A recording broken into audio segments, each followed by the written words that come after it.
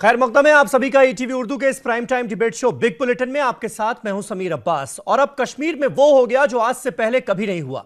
श्रीनगर के नौहट्टा की मशहूर जामिया मस्जिद के बाहर रमजान के पाक महीने में मुबारक शबे कदर की रात में लोगों की हिफाजत के लिए तैनात एक कश्मीर के बेटे डीएसपी अयूब पंडित की मस्जिद के ठीक बाहर पीट पीट कर बर्बर हत्या कर दी गई।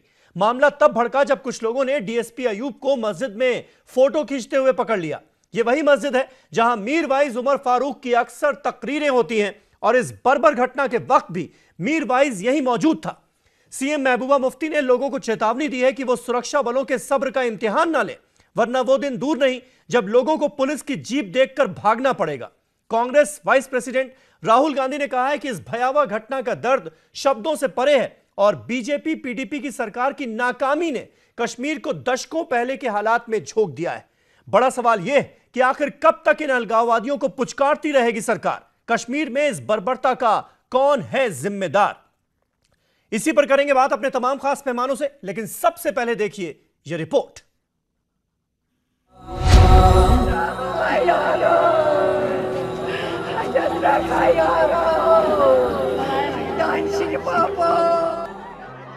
जो ही डीएसपी मोहम्मद अयूब की लाश उनके घर पहुंची तो सारे इलाके में सफे मातम बिछ गई, कोहराम मच गया।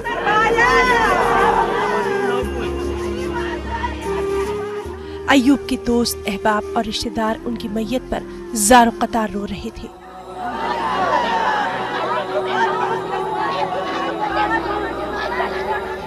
वाज़ेह है कि अयूब को जामे मस्जिद श्रीनगर इलाके में एक पुरतशद्दुद वाक़े में उस वक्त कत्ल कर दिया गया जब वो अपनी ड्यूटी पर थे। मोहम्मद अयूब अपने पीछे अपनी अहलिया और 2 मासूम बच्चे छोड़कर गए हैं।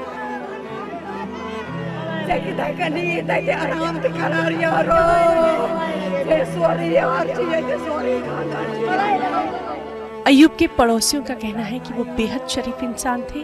अहले खाना ने मुतालबा किया कि उनके कसूरवारों को जल्द से जल्द सख्त से सख्त सजा मिलनी चाहिए।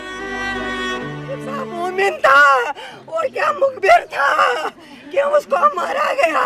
वो नमाजी जो वहाँ नमाज पढ़ने गए थे वो इसीलिए गए थे, यही नमाज है उनकी। ये हमारा भाई जो है, ये हमारा बच्चा जो है ये शहीद हो गया, इसको शहीद का दर्जा हो गया। कल तो शबे बारात शबे कदर थी, आज जमीयतुल विदा है, आज जमीयतुल विदा है। वो शहीद हो गया, लेकिन उन्होंने क्या, वो नमाज यही नमाज पढ़ने आए थे वहाँ। हमारे बेकसूर अंकल को मारा इन्होंने, हमारे बेकसूर हमारे ईमानदार अंकल को मारा। हम इंडियन हैं, हम इंडियन हैं, हाँ, हम हैं, हमारे अंकल को मारा इन्होंने। मोहम्मद अयूब की बहनें भाई की मौत से गमज़दा हैं, सदमे में हैं। इनका कहना है कि एक मुसलमान को दूसरे मुसलमान का कत्ल करते हुए शर्म आनी चाहिए। चाहे मुखबिर मारे, ऑफिसर कोई मारे या कोई मिलिटेंट मारे, मार तो कश्मीरी रहा है। और हमारा फ्यूचर क्या है, हमारे बच्चों का फ्यूचर क्या है? मोहम्मद अयूब की नमाज जनाजा नावपुरा चौक श्रीनगर में अदा की गई, जहां उनके दोस्तों, रिश्तेदारों और दीगर लोगों के अलावा हजारों लोगों ने पुरनम आंखों से उनकी नमाज जनाजा में शिरकत की।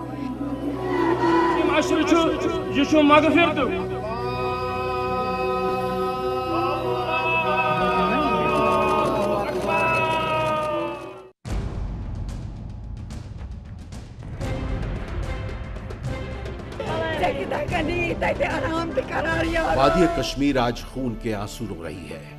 आज हर आंख सवाली है, हर चेहरा एक ही सवाल लिए है। बच्चे, बूढ़े, जवान, सबकी जबान पर एक ही सवाल है। जो बोल सकते हैं उनका भी यही सवाल है, जो किसी वजह से चुप है उनकी खामोशी का भी यही सवाल है। ये किसका लहू है, कौन मरा? ये किसका लहू है, कौन मरा? सुर्खी आने से पहले लहू से सुर्ख चनार पूछ रहे हैं। ये नदी नाले, ये चुपचाप बहने वाले और ये खामोश किनारे भी सवाल पूछ रहे हैं। हर शाख पर बैठा परिंदा और हर शाख से पिछड़ा परिंदा भी सवाल पूछ रहा है। जहलम की रवानी पूछ रही है, झीले डल की कहानी पूछ रही है, खून में डूबी हर जवानी पूछ रही है और आंखों में भरकर पानी पूछ रही है। ये किसका लहू है, कौन मरा? ये किसका लहू है, कौन मरा? सूफी बुजुर्गों की तालीमात से रोशन हर सांस और हर आस का यही सवाल है। शेख नूरुद्दीन नूरानी रहमतुल्लाह अलैह के आस्ताने को अकीदत से चूम कराने वाली हवा भी महज सवाल है। हजरत बल के नूरानी मीनारों के रोशन सितारे पूछ रहे हैं। शंकराचार्य की पहाड़ी से आने वाले बुलंद इशारे पूछ रहे हैं। मुंह में अगर जबान है, हक अगर तुम पर मेहरबान है, अगर जरा सा भी एहसास ईमान है, खुलकर बताओ बहुत झूठ बोल चुके, अब सच सच बताओ ये किसका लहू है, कौन मरा? ये किसका लहू है, कौन मरा? सवाल दर सवाल कई सवाल है। हर सवाल ऐसा सवाल जिसका जवाब सबके पास मगर सब खामोश, जैसे मुंह पर किसी बला ने ताले जड़ दिए हों। जो बोल सकते हैं और जिन्हें बोलना भी चाहिए वो भी खामोश है। न जाने कब से खामोश है। ये उसी खामोशी का नतीजा है। अब आग अपने दामन को जलाने लगी है। सवाल क्यों नहीं करते? मुकद्दस माह रमजान में कत्लेआम मचाने वाले किस खुदा के मानने वाले हैं? लाशों की बेहुरमती करने वालों का खुदा कौन है? सवाल तो होना चाहिए। अब तक नहीं हुआ तो अब होना चाहिए। ये पुलिस के जवान क्या कश्मीरी नहीं है? सवाल तो होना चाहिए। अब तक नहीं हुआ तो अब होना चाहिए। शब कदर, हजार शब की इबादत शब, वो शब जिसमें शब भर इबादत की जाती है। जाता हुआ रमजान फिर मिले ना मिले। ए खुदा हमारे गुनाह माफ फरमा। ए खुदा अपनी इनायतों से महरूम मत रखना, भले ही हम मरहूम हो जाए। ए खुदा हम रमजान में तेरी इबादतों का हक अदा नहीं कर पाए, हमें माफ फरमा, हमें जहन्नुम की आग से बचा ले माबूद। दुआओं की रात, दुरूद व अज़कार की शब, शब कदर। वो यकीनन खुदा के मानने वाले तो नहीं होंगे, वो यकीनन किसी शैतान के पुजारी ही होंगे जो शब कदर में हश्र बर्पा कर दे। एक ईमानदार और मोमिन इंसान को बेरहमी से कत्ल करने वाले बेरहम जल्लाद तो हो सकते हैं, खुदा के मानने वाले नहीं। इसलिए हमें सोचना होगा, हमें गौर करना होगा। ये सवाल बार बार हमारे जहनों में गूंजना चाहिए। एक ही सवाल, आज के लिए बस यही सवाल, पहला और आखिरी सवाल है कोई जवाब? ये किसका लहू है, कौन मरा? ये किसका लहू है, कौन मरा?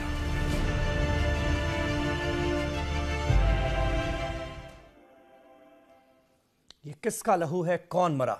बड़ा सवाल आज हम यही उठाएंगे कि आखिर कश्मीर में हुई इस बर्बरता का जिम्मेदार है कौन? यह सिलसिला रुकने का नाम क्यों नहीं ले रहा? इसी पर बात करने के लिए तमाम खास मेहमानों का एक पैनल हमारे साथ मौजूद है। नासिर हुसैन साहब बेंगलोर से हमारे साथ जुड़ चुके हैं, कांग्रेस पार्टी के नेशनल स्पोक्स पर्सन हैं। इंजीनियर राशिद साहब श्रीनगर से हमारे साथ इस बहस का हिस्सा हैं, जो कि एमएलए हैं आवामी इत्तेहाद पार्टी के, और अलगाववादियों का पक्ष रखने के लिए वो इस डिबेट का हिस्सा होंगे हमारे साथ। कैप्टन अनिल गौर साहब पीडीपी के सीनियर लीडर, वो भी हमारे साथ जम्मू से जुड़ेंगे। विजय रैना साहब जो कि प्रेसिडेंट हैं कश्मीर समिति दिल्ली के, वो हमारे साथ जुड़ेंगे कश्मीरी पंडितों की आवाज को बुलंद करने के लिए। लेकिन सबसे पहले लग रहा है तुहिन तक आवाज नहीं पहुंच रही है, इसलिए मैं कैप्टन अनिल गौर से सवाल ले लेता हूं। कैप्टन गौर, मैं आपसे जानना चाहूंगा, इस बर्बरता का जिम्मेदार कौन है? जो कुछ कश्मीर में हो रहा है उसका जिम्मेदार कौन है? क्योंकि वो हो रहा है जो इससे पहले कभी नहीं हुआ।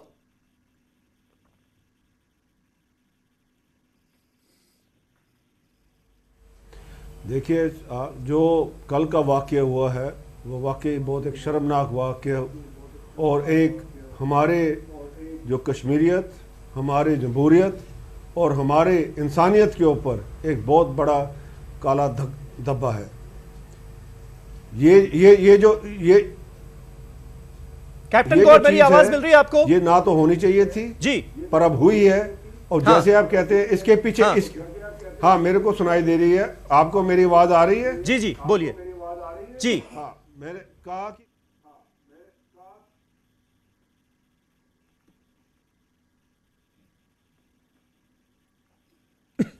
ये एक हमारा जो सिक्योरिटी का डीएसपी जो उधर की अरेंजमेंट्स देखने के लिए गया, उसको बर्बरता से तक लग रहा है हमारी आवाज नहीं पहुंच पा रही है, बल्कि उनकी आवाज हम तक नहीं पहुंच रही है। नासिर हुसैन साहब जिम्मेवार है। ठीक है गौर साहब, कुछ टेक्निकल प्रॉब्लम थी जिसकी वजह से हम आपकी बात नहीं सुन पाए। अगर आप फिर से दोहरा सकें तो। मैं ये कह रहा था जो कल का वाकया हुआ है वो बहुत एक हमारे इंसानियत, कश्मीरियत और जमहूरियत के ऊपर एक बहुत बड़ा काला धब्बा है।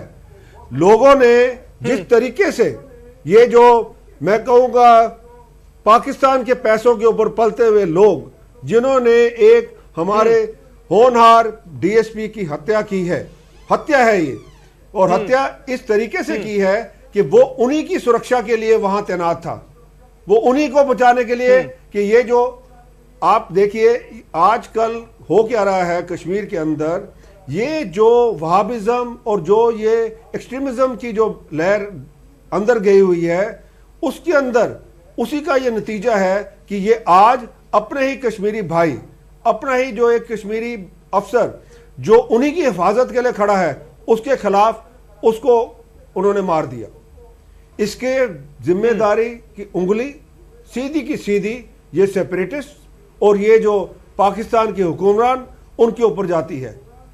अरे गौर साहब आप ऐसे बात कर रहे हैं जैसे आपकी पार्टी ऑपोजिशन में बैठी हो, और ये आपकी जिम्मेदारी बनती है ना, आप सरकार वहां पर चला रहे हैं। एक डीएसपी की इस तरह से पीट कर निर्मम हत्या कर दी जाती है। आपको पता है मस्जिद से 1 किलोमीटर दूर तक उन्हें खींच कर लाया गया, उनके साथ हाथापाई की गई, मार पिटाई की गई, और तब तक मारा गया जब तक उनकी जान नहीं चली गई। आपको पता है इसके लिए जिम्मेदार कौन है? और अभी भी जो दोषी लोग हैं, ये जो अफसर है, वो तो खुलेआम घूम रहे हैं। ये जो अफसर है, आपने 2 गुर्गों को पकड़ लिया, आपने 2 गुर्गों को पकड़ लिया उनकी हत्या के आरोप में, लेकिन असल जो लोग हैं, एक जो अपने गुर्गों को बैठकर बड़ी बड़ी तकरीरें करते हैं, उन्हें भड़काते हैं ताकि वो इस तरह के काम करें, वो तो खुले घूम रहे हैं। मीर बाइज उमर फारूक तो खुला घूम रहा है।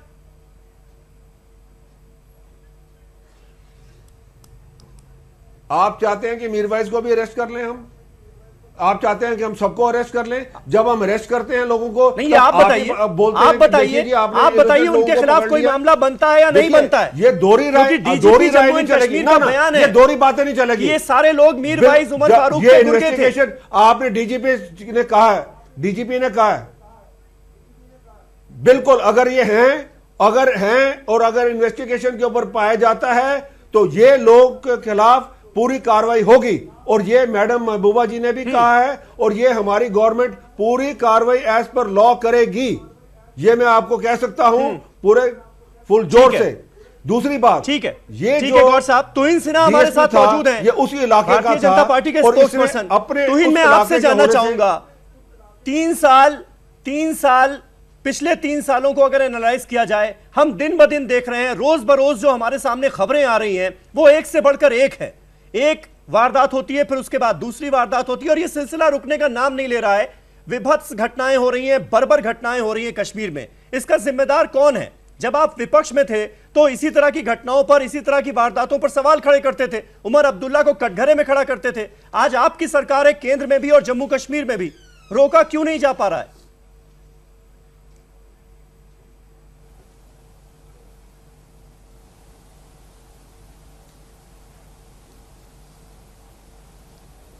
तो इनसे ना आपसे सवाल था।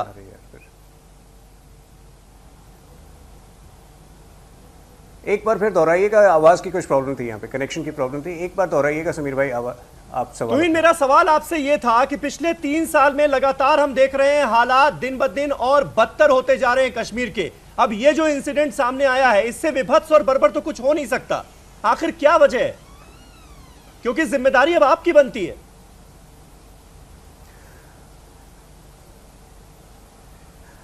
देखिए, जो लिंचिंग का जो एक इंसिडेंट होता है वो प्री प्लान नहीं होता है, और जिस प्रकार की ये लिंचिंग हुई है वो वहाँ के लोगों की अब मानसिकता दर्शाती है, जिसके लिए एक वन ऑफ इंसिडेंट जो है उसके लिए सरकार हर इंसिडेंट के लिए तैयार नहीं हो सकती है। कल जो हुआ वो मानवता के ऊपर वहाँ पर सवाल उठाता है।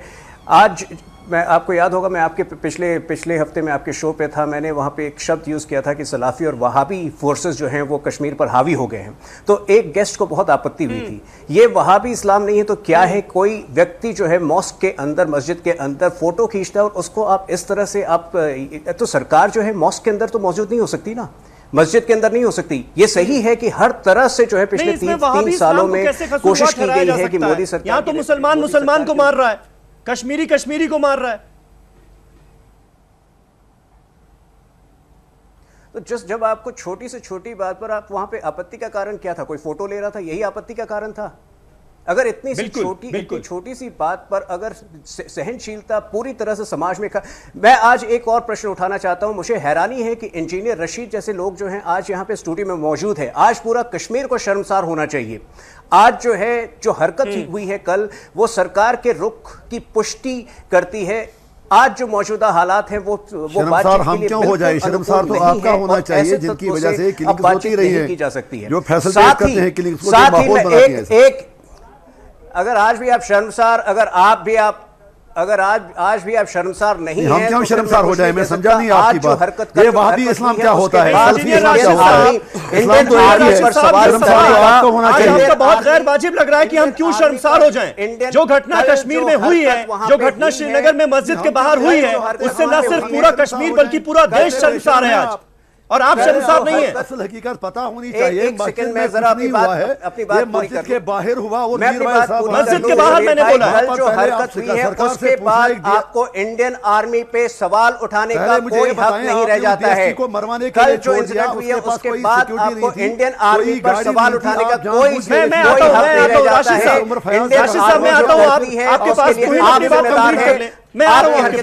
आप बातें करते हैं।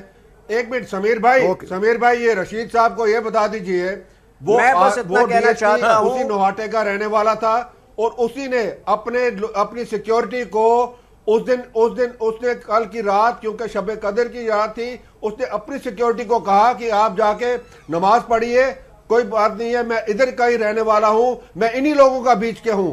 और इन्होंने उसी को मारा। और इंजीनियर रशीद साहब ये क्या कहते हैं कि उसको सिक्योरिटी नहीं थी? ये मेरे को पता नहीं कौन सी दुनिया में रह रहे हैं। आप गलत कह रहे हैं आप। ये इन्हीं के भड़काए हुए लोग हैं जो ये हरकतें करते हैं। फिर ये कहते हैं रशीद साहब, सीधा सवाल मेरा आपसे ये है, किसको जिम्मेदार मानते हैं आप? बताइए आप किसको जिम्मेदार मानते हैं आप? मेरी इंजीनियर रशीद साहब, डीएसपी अयूब की शहादत का जिम्मेदार कौन है आपके हिसाब से?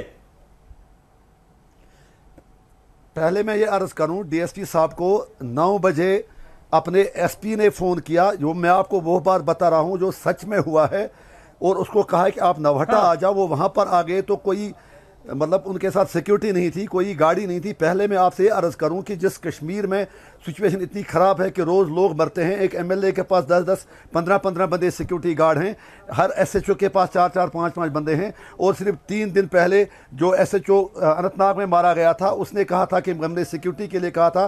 तो हम सरकार से पूछेंगे, आपने इस डीएसपी को क्यों खुला सिक्योरिटी के बगैर बेचारे को मरने के लिए छोड़ दिया, जिस तरह उमर फयाद को छोड़ा था? तो या तो सरकार की कोई साजिश अंदर से लग रही है, या फिर बिल्कुल कोताही है जिसकी वजह से इसकी जान चली गई। माहौल जब हर तरफ से, राशिद साहब, आपको ये नहीं नजर आ रहा कि जो अलगाववादी नेता लोगों को पत्थरबाजी के लिए भड़काते हैं, उनका ही निशाना आपका अपना कश्मीरी नौजवान बन गया है? वो सिक्योरिटी वाले नहीं लग रहा आपको ये आज अपने प्लेन क्लोथ में घूमते हैं वहां पे, और वो वहीं का रहने वाला शख्स था। सुना से इंजीनियर राशिद साहब जी, अंदर किसकी तकरीर चल रही थी? मीरवाइज उमर फारूक की?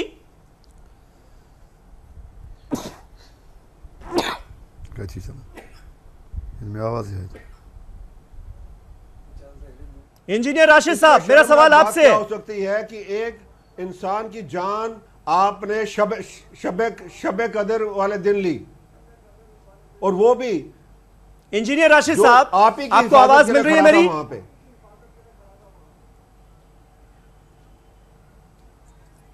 राशिद साहब को मेरी आवाज नहीं मिली। नासिर हुसैन साहब, मैं आपसे जानना चाहूंगा, क्या आपको लगता है इस बर्बरता का जिम्मेदार कौन है? कश्मीर में जो आज मौजूदा हालात हैं उसके लिए किसे जिम्मेदार माना जाए? राहुल गांधी साहब ट्वीट कर रहे हैं, वो कह रहे हैं कि बीजेपी और पीडीपी की जो सरकार है वो पूरी तरह से नाकाम रही, और ये नाकामी जिम्मेदार है कि इस तरह की बर्बर घटनाएं अब कश्मीर में देखने को मिल रही हैं जो कभी देखने को नहीं मिलती थी।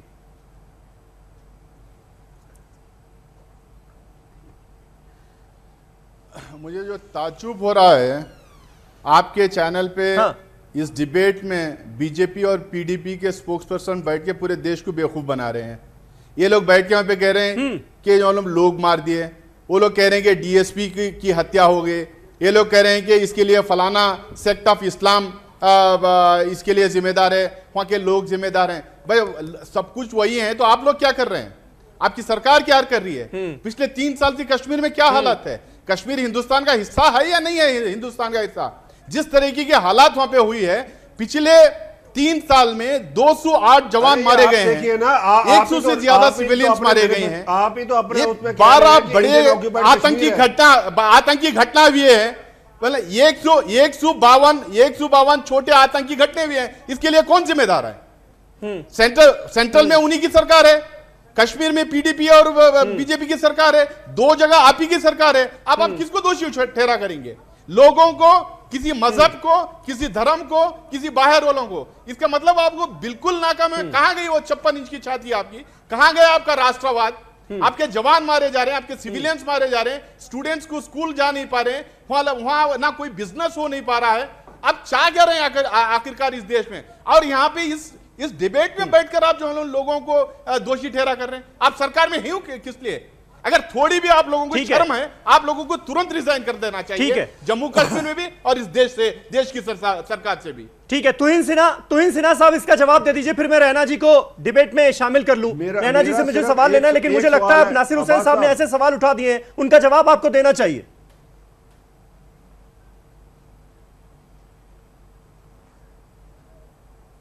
देखिए, ये सही बात है कि पिछले 3 साल में हर तरह की पाकिस्तान ने हर तरह से कोशिश की है कि कश्मीर को तोड़ा जाए, उग्रवाद को बढ़ावा मिला है, और इवन जो कश्मीरी के सेपरेटिस्ट एलिमेंट्स हैं उन्होंने मौका का फायदा उठाकर खास तौर पे पीडीपी और बीजेपी के सरकार को विफल करने के लिए अपनी गतिविधियों में बहुत इजाफा किया है और हर तरह से सरकार को परेशान करने की कोशिश की है।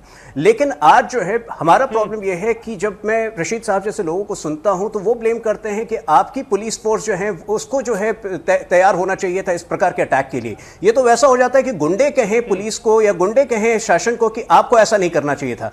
आज ये मैं आपके शो पे ये कबूल कर रहा हूं कि आज महबूबा मुफ्ती जी को और सख्त होना चाहिए, ये बीजेपी भी कहती आई है, और उन्हें वाकई आज के बाद आज कम से कम उन्होंने एक अच्छा बयान दिया है और ये कहा है कि आज के बाद इस तरह की हरकतें बर्दाश्त नहीं होगी और सख्त कार्रवाई की जाएगी। और इसके बाद बीजेपी की यही उम्मीद है कि आज के बाद ऐसे तत्वों का पूरी तरह से सफाया हो, क्योंकि हम चाहते हैं बातचीत हो हर एलिमेंट्स के साथ, लेकिन वो इस तरह के दानव और इस तरह के राक्षसों के साथ होते संभव नहीं है जो कि आए दिन लोगों की हत्या कर रही है। ये एक आइसोलेटेड केस नहीं था। आप उमर फयाज के केस को ले लीजिए, आज जितने भी वहां पे पुलिस कर्मचारी हैं उनके घरों में दहशत है। ये ऐसा हो गया है कि आप हमारे साथ क्यों नहीं, आप सरकार का साथ क्यों दे रहे हैं, आप पुलिस फोर्स में क्यों हैं, और अगर आप पुलिस फोर्स में रहेंगे तो आपको जो है खामियाजा भुगतना पड़ेगा। इस स्थिति के लिए सरकार को आप जिम्मेदार नहीं ठहरा सकते। सरकार हर कदम उठा रही है, सरकार आज भी बातचीत चाहती है, लेकिन ऐसे तत्वों का सफाया के बाद जो इस तरह की हरकतें कर रहे हैं और दहशत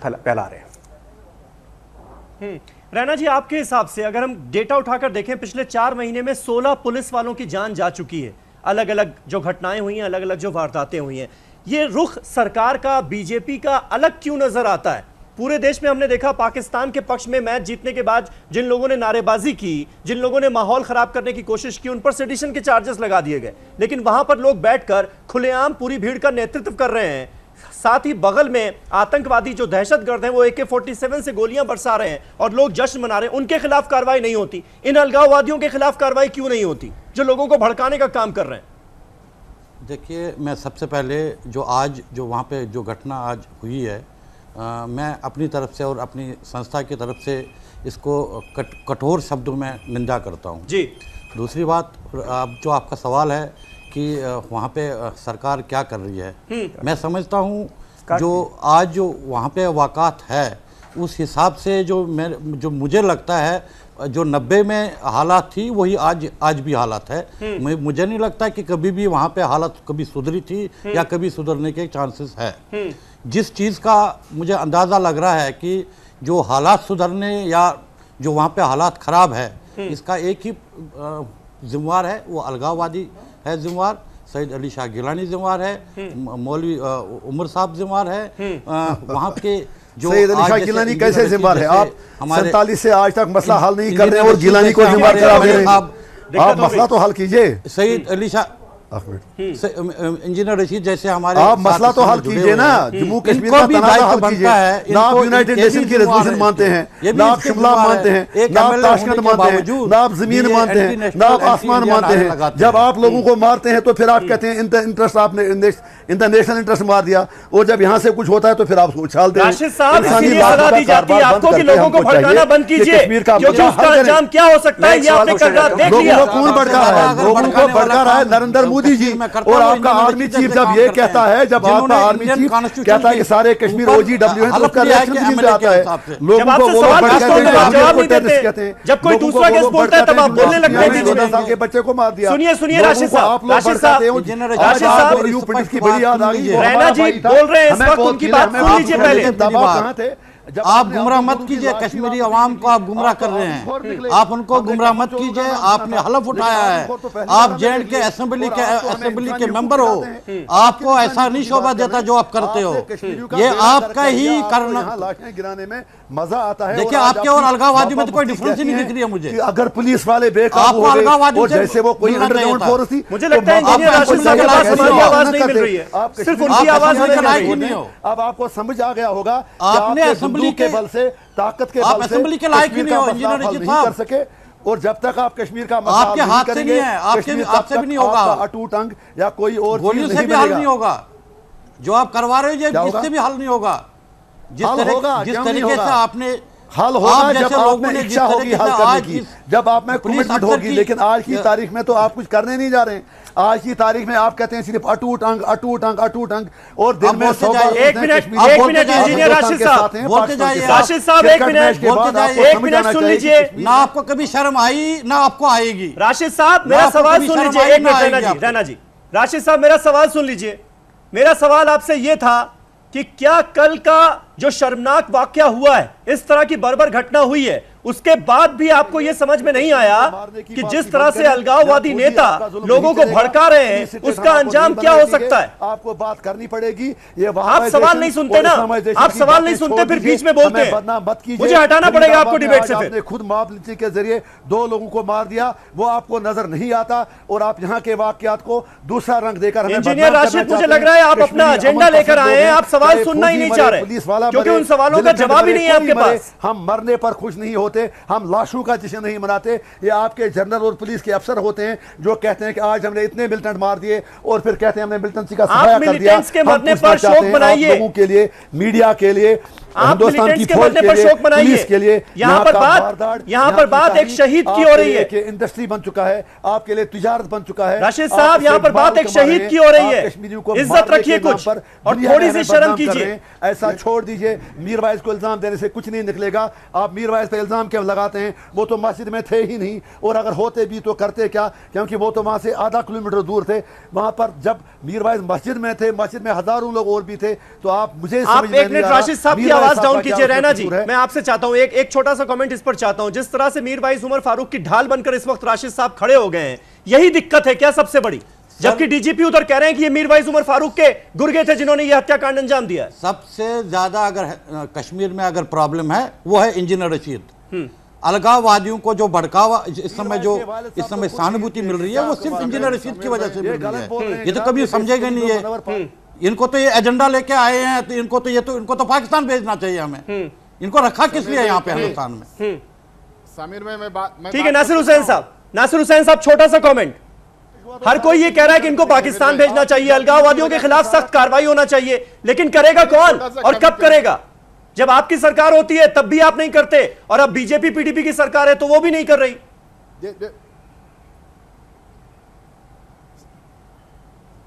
समीर भाई, समीर साहब, आपको एक चीज बताना, रैना साहब कह रहे थे कि जो 90 में जो हालात थी आज भी वही हालात कश्मीर में है। लेकिन मैं आप लोगों को बता देना चाह रहा हूं कि यूपीए के 10 साल में सिर्फ एक बार एक छोटा सा पीरियड था जहां पे अनरेस्ट था, नहीं तो पूरे 10 साल में जो हम लोग वहां पीस था, बिजनेस डेवलप हो रहा था, टूरिज्म डेवलप हो रहा था, और 65% तक वोटिंग हुई थी हर क्षेत्र में, चाहे वो जिला परिषद इलेक्शन में, पार्लियामेंट इलेक्शन में होने का वजह यूपीए सरकार है। सरकार का देन। नासिर साहब, आप क्या बात कर रहे हैं?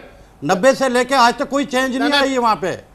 कश्मीरी पंडितों को वहां से भगाने क्या बात कर रहे हैं सरकार के द्वारा ही हुआ आप है। क्या बात कर रहे हैं? आपको क्या पता है? आप इस सरकार को साथ नहीं, आप इस सरकार को दोषी ठहरा नहीं करना चाह रहे। और ये तब्दीली आई कि आप मतलब अब सरकार का कोई रोल ही नहीं होता है।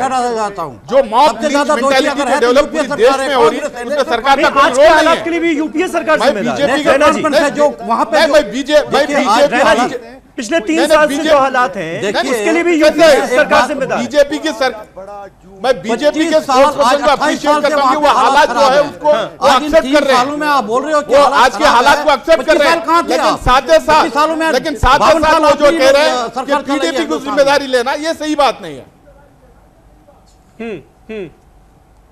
ठीक है, चलिए छोटा सा ब्रेक ले लेते हैं यहाँ पर। तो रैना जी इस तरह की छोटा सा ब्रेक ले लेते हैं, ब्रेक के बाद वापस लौटते हैं और इस बहस को आगे बढ़ाते हैं। तमाम खास मेहमान हमारे साथ बने हुए, एक छोटा सा ब्रेक, फौरन होते हैं यहां से।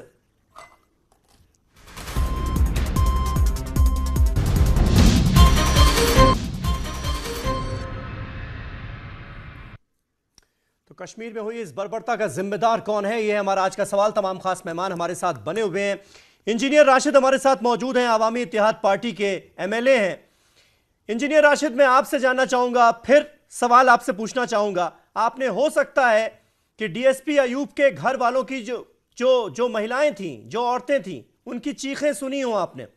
वो साफ साफ ये कह रही थीं, चीख चीख कर ये कह रही थीं कि सैयद अली शाह गिलानी ये बताएं, मीरवाइज उमर फारूक ये बताए कि आज कश्मीर में हालात ऐसे क्यों हो गए हैं कि मुसलमान मुसलमान को मार रहा है, कश्मीरी कश्मीरी को मार रहा है।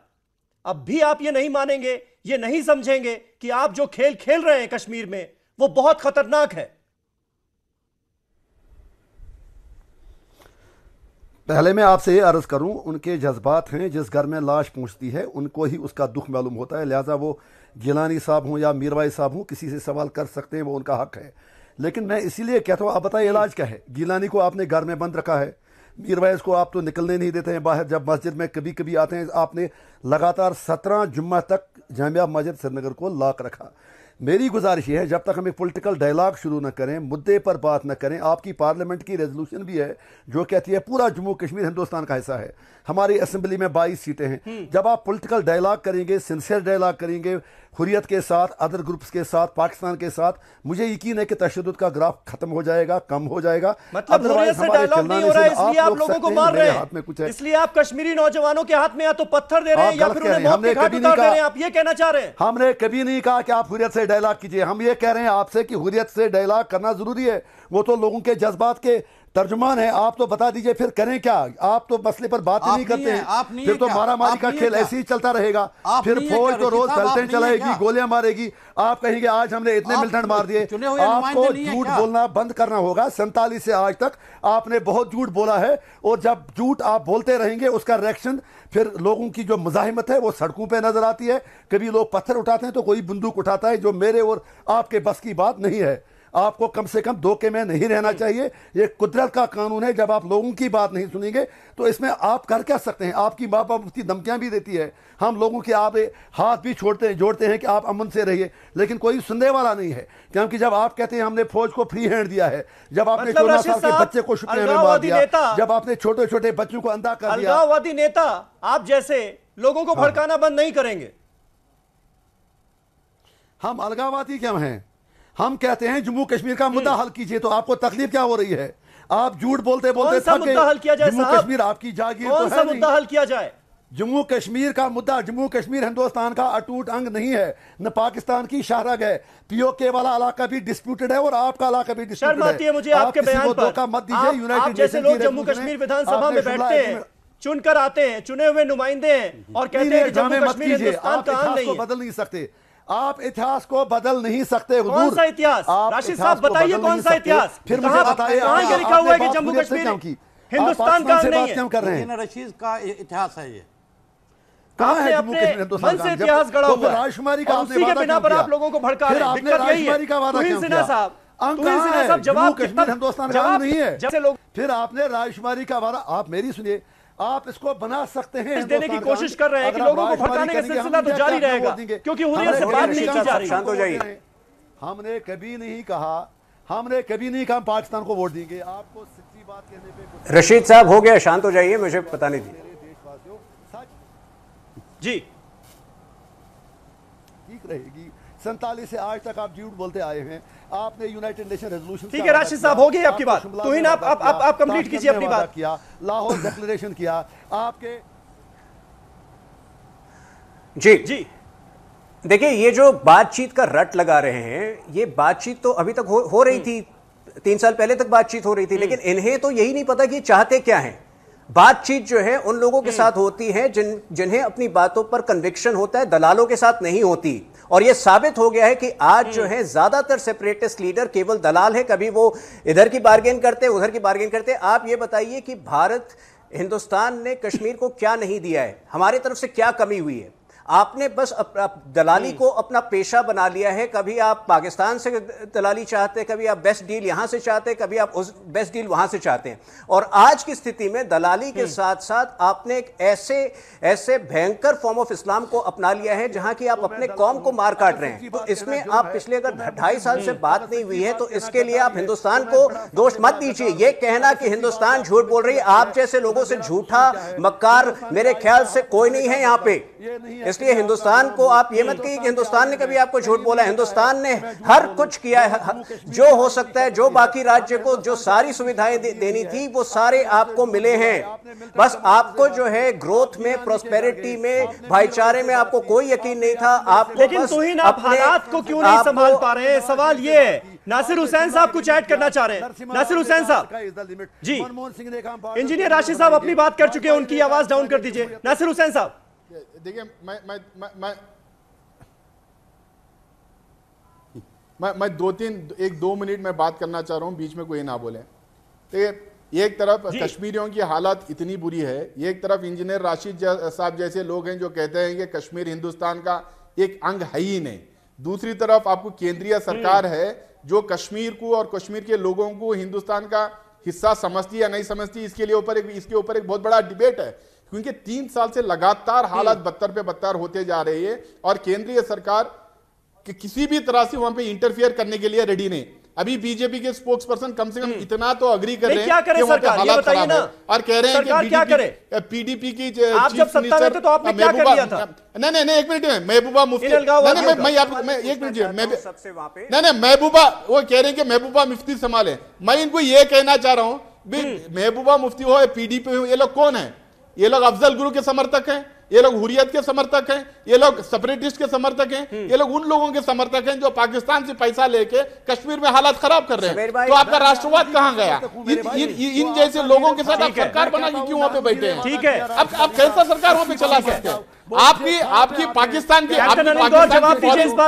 पाकिस्तान की फॉरेन पॉलिसी की इतनी प्रॉब्लम है, इसलिए नहीं हो पा रही है कश्मीर में क्योंकि आपकी पाकिस्तान की आप लोग हैं, पीडीपी वाले हैं, ये कह रहे हैं नासिर हुसैन साहब। नेहरू की रूह को बड़ी तकलीफ होती है। कैप्टन गौर जवाब दीजिए। उधर उन पर कृपा कीजिए, उन पर कृपा कीजिए, ठीक है, एक एक करके जी। कैप्टन गौर, कश्मीर के लोग हिंदुस्तान का हिस्सा बनना पसंद करें। सर बताइए। कैप्टन गौर साहब की आवाज नहीं आ पा रही है। रैना जी, अगर आप इसका जवाब दे पाए तो। देखिए, मैं मेरी आवाज आएगी। सबसे पहले इंजीनियर रशीद साहब को बोलिए चुप करिए। आज जो वहां पे घटना हो रही है, इनको आज के डेट में शर्म से डूबना चाहिए। इंजीनियर रशीद साहब जैसे एमएलए आज के डेट में ये बोल रहे हैं कि कश्मीर भारत का अटूट अंग नहीं है। ये इंजीनियर रशीद साहब की भूल ख्याल होगी, यही सब कह के तो इनकी भूल ख्याल होगी। और मैं समझता हूं अगर ये भारत का अटूट हिस्सा नहीं है तो इनको जल्दी से जल्दी असेंबली मेंबर से रिजाइन देना चाहिए। इन्होंने आईन हिंद के ऊपर, कॉन्स्टिट्यूशन ऑफ इंडिया के ऊपर इन्होंने इलेक्शन लड़ा है। बिल्कुल, तब इनको तब ये अटूट हिस्सा था या आज ये बोल रहे हैं, मुझे ये नहीं समझ आ रहा। रही दूसरी बात वहां की हालत ठीक होने की, वहां की हालत तब तक कभी भी ठीक नहीं होगी जब तक कांग्रेस, नेशनल कॉन्फ्रेंस और इंजीनियर रशीद जैसे आदमी को समझ नहीं आएगा कि हिंदुस्तान और कश्मीर में हालत कैसे ठीक होनी चाहिए। इनको सबसे पहले इनको हमें एजुकेट करना है, उसके बाद हमें अलगाववादियों को एजुकेट करना है। लोग तो एजुकेटेड ही है। अगर लोगों को आज के डेट में गलत रास्ते पे ले जाने वालों में है ये हमारी पॉलिटिकल पार्टियां हैं, इंजीनियर रशीद जैसे लोग हैं, नेशनल कॉन्फ्रेंस के लोग हैं और कांग्रेस पार्टी के जम्मू कश्मीर से लेकर हिंदुस्तान तक। नहीं, लेकिन मुझे ये समझ में नहीं आ रहा है कि अब तो केंद्र में भी बीजेपी की सरकार है, जम्मू एंड कश्मीर में भी बीजेपी और पीडीपी की हुकूमत चल रही है। ये हो क्या रहा है? जिम्मेदारी विपक्ष पर कैसे डाली जा सकती है जो आज जो इंसिडेंट हो रहे हैं स्टेट में उसके लिए?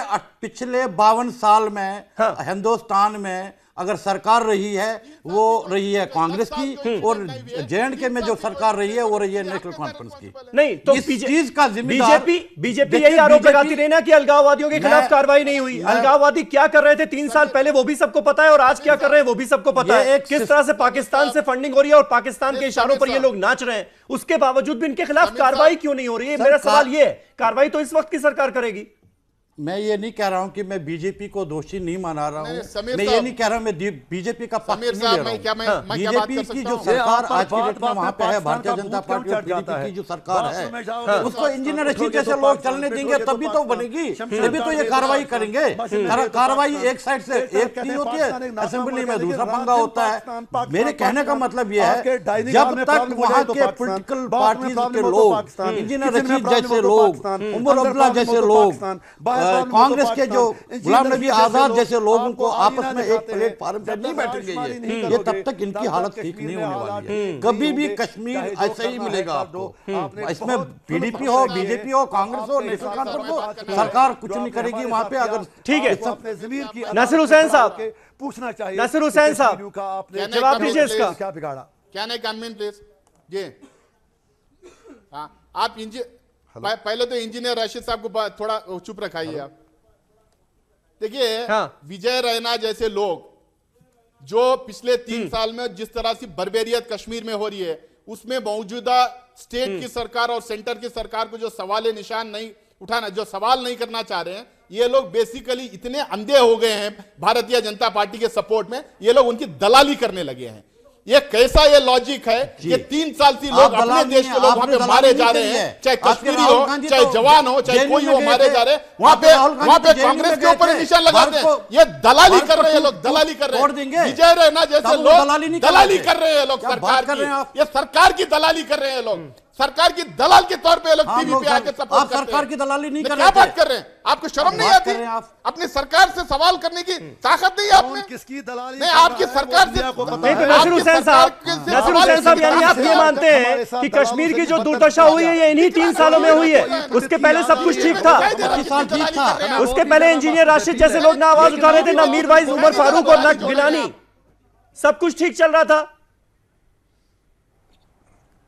देखिए क्या हुजूर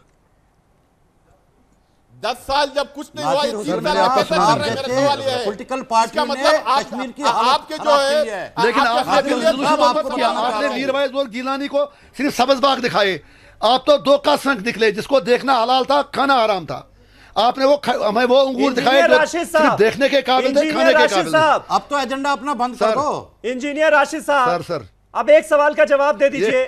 हमारा एजेंडा एक ही है, जम्मू एंड कश्मीर ने कहा है कि ये जो लोग पकड़े गए हैं, जो हत्यारे थे डीएसपी अयूब के, नाम किसी की वो मीरवाइज उमर फारूक के गुर्गे थे। हम हिंदुस्तान के दोस्त हैं, दुश्मन नहीं। हम हिंदुस्तान के मीरवाइज उमर फारूक की गिरफ्तारी होनी चाहिए या नहीं होनी चाहिए? हम क्रिमिनल नहीं है, हम फिरका परस्त नहीं है, हम हिंदुस्तान का भला चाहते हैं। लेकिन उसके लिए जरूरी है आप रायशुमारी करें, उसके लिए जरूरी है आप जम्मू कश्मीर का विवाद खत्म करें, उसके लिए जरूरी है आप पाकिस्तान से दोस्ती कर लें, उसके लिए जरूरी है आप जाकिर मूसा से भी बात करें। आपको उसे बात करनी पड़ेगी। जब आपने पता नहीं है, थोड़ी किताबें पढ़ लिया कीजिए, थोड़ी किताबें पढ़ के आया कीजिए।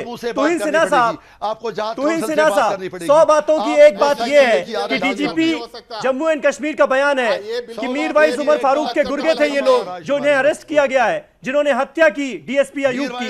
अब हम ये उम्मीद करें कम से कम कि इन अलगाववादी नेताओं के खिलाफ कार्रवाई होगी, इन्हें सलाखों के पीछे डाला जाएगा। उसके भी खिलाफ हो तो डाल दो, आप डराते किसे हो? आपने तो वहां से लाशें भी वापस नहीं की, आपने अब्दुल गुरु और मकबूल भट्ट की लाशें भी वापस नहीं की, और आप तो रशीद साहब शांत हो जाइए, आपने अपनी बात कह ली। अब्दुल गुरु की लाश भी वापस नहीं, नहीं आ रही उनको। जहां सलाखों के पीछे डालने की बात आती है, आप लाशें याद दिलाने लगते हैं। देखिए, यही है आपका एजेंडा। स्टैंड हमेशा से जी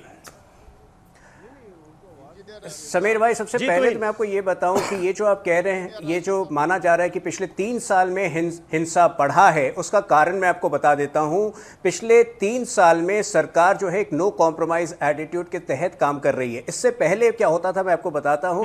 गिलानी साहब के घर ये मणिशंकर अय्यर जाके खुशामद करते थे। ये सबको पता था कि ये लोग जो हैं मनी लॉन्ड्रिंग और तरह तरह के तो हर तरह से ये पाकिस्तान का साथ देकर इंडिया को तोड़ रहे थे, लेकिन कांग्रेस उनका खुशामद करती थी, इन्हें बातचीत के लिए बुलाती थी। उस बातचीत से कुछ नहीं निकलता था। फर्क पिछले 2.5 साल में ये हुआ है कि हमने एक सख्त रुख अपनाया है, आर्मी को आज़ादी दी है, आर्मी को एक फ्री हैंड दिया है कि जिस तरह से वो चाहे कश्मीर के प्रॉब्लम को सॉल्व करे।